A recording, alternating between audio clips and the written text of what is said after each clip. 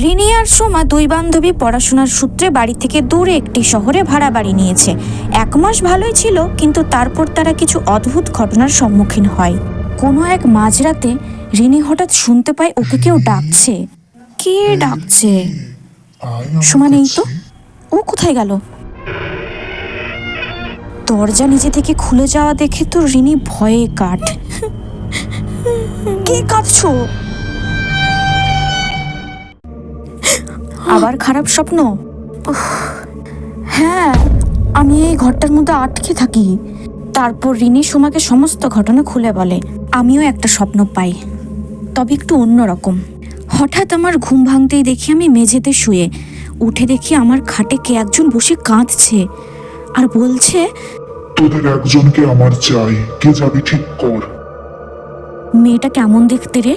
বুঝতে পারিনি, মুখটা চুলে ঢাকা ছিল। এই নিয়ে 3 দিন ধরে স্বপ্ন পাচ্ছি। আজ আবার কি হবে কি জানি। এই সোমা, তুই ঘুমিয়ে পড়, আমি একটু কলে আছি, পরে ঘুমোচ্ছি। আচ্ছা ঠিক আছে। সুমা, আমার সাথে যাবি না? কে ডাকছে?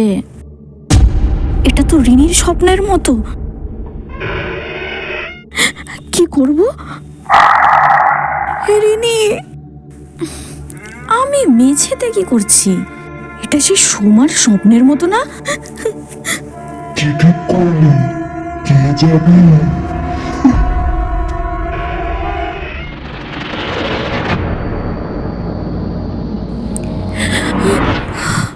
এই সোমা, আর স্বপ্ন দেখিস না, ওঠ, ফিরে আয়। রিনি, আমি কি করে বেরাবো? কি ঠিক করলি? কে যাবি?